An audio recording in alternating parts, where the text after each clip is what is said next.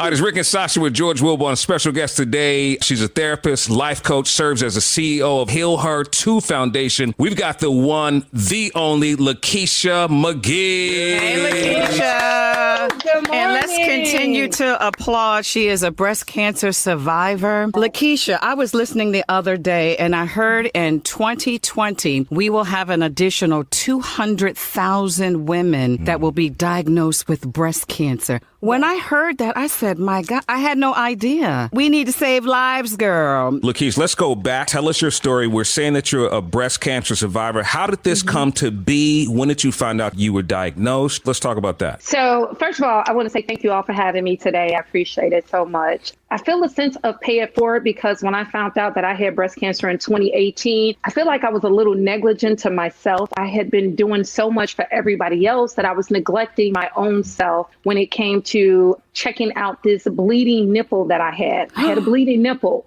And I didn't really know it was bleeding, but I saw the brown spots in my bra and I was like, well, what is this? Or am I hitting my nipple against something or what? So when I finally, after the summertime shy, because I'm from Chicago, after the summertime of having a great time, I went home and I went to the doctor. And of course, they were alarmed because not only was it bleeding, I had a knot in my chest that was like huge.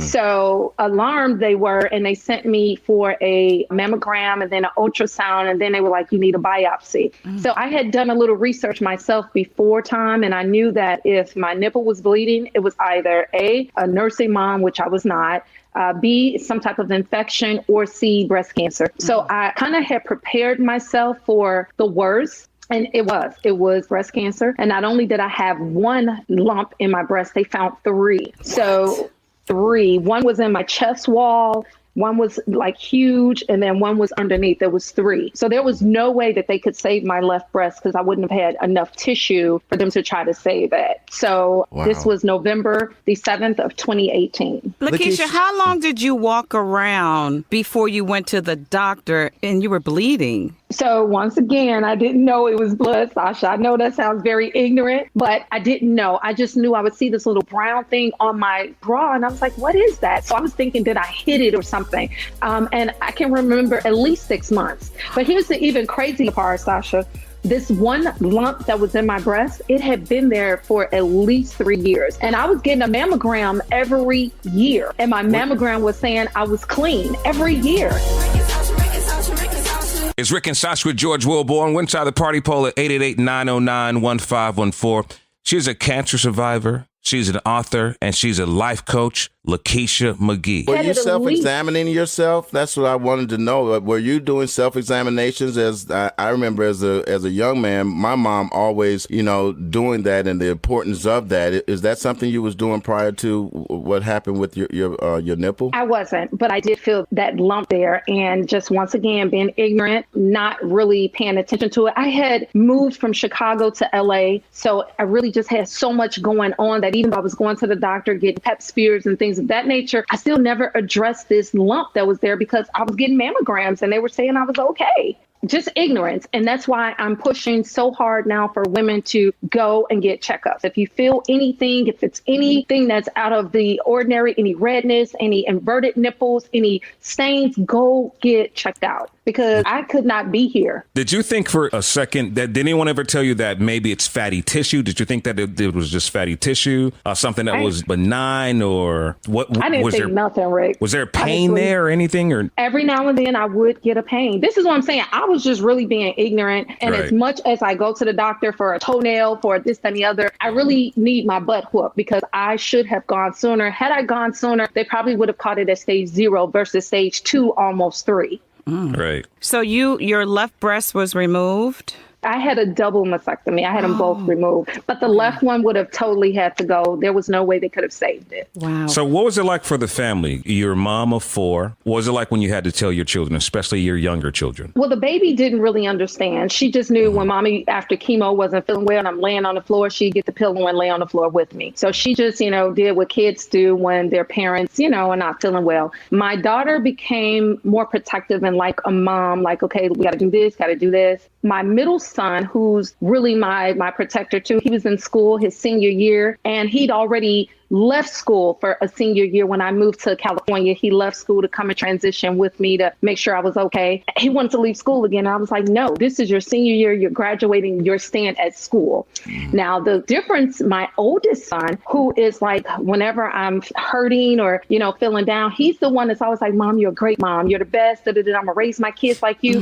He pulled away. He was like, Mom, he totally pulled away. He would call and check, send money, do all of that stuff. But as far as physically being here, he couldn't do it. He was here when I had the surgery. But as far as like chemos and things, he would just call and check. He was like, Mom, I can't be there. He's like, you are my superwoman, the strongest woman I know. And to see you this vulnerable, he just was unable to do it. My mother was here. My mother came, she took care of me the whole time. And my mother's always the caring person. She took care of my dad when he died from cancer. And then after I got well, or while I was sick, her father was battling cancer. So she had a tough choice, go take care of my daughter or stay and take care of my dad. God. So because I was sicker than him at the time, she took the time and came and took care of me. And then as soon as I was able to get a little better, she would go home and check on my grandfather. And she was just blessed enough to be there when he did pass and take care of him too. We got more with Lakeisha McGee coming up inside the party poll at 888-909-1514. It's Rick and Sasha with George Wilborn.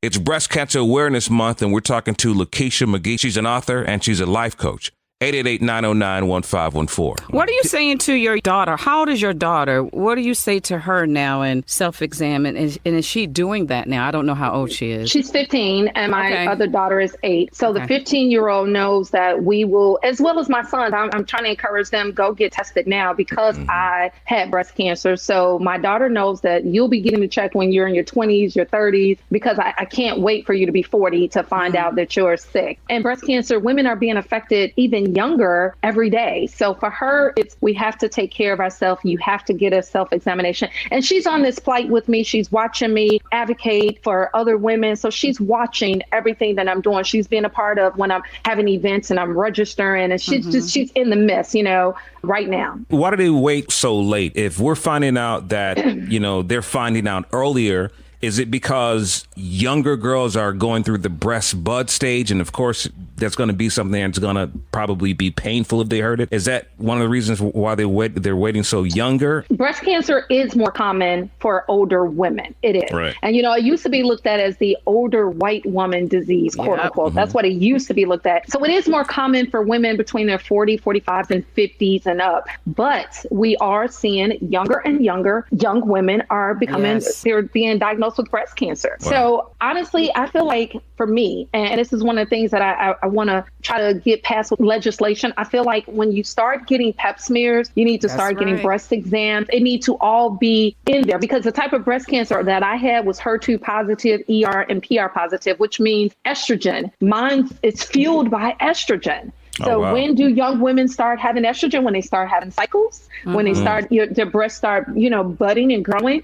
It's estrogen. So I just feel like we need to get those as young as possible. I had a friend of mine, a close friend of mine, and his wife was a breast cancer survivor. And I remember some years ago when she had to have surgery, he was stating to me how bitter she had gotten. She was upset, she was mean, and she was mad. And he was like, I don't know what to do. And he said, I'm trying to be supportive. The kids are trying to be supportive. Is that something is there a way that the families of survivors can be more helpful and know that this is a time that they may not understand how they're going to handle it? I'm sure people handle it different ways. Honestly, I didn't experience a whole lot of anger, but my mother did get the brunt of everything that I went through. When I was sick, she was there. When I was cranky and snapping, she was there. And the best thing that she did for me was really just be understanding and gave me my space.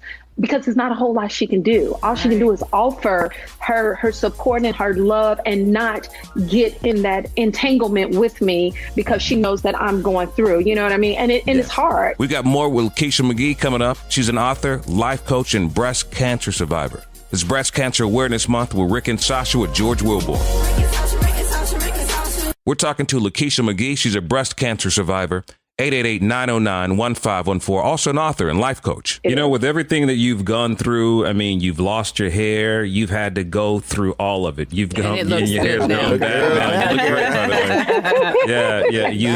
by the mastectomy and all of that. In the midst of all the pain people see, you found a way to get so many other things accomplished to help a lot of women. Tell us about that. So I wrote a book.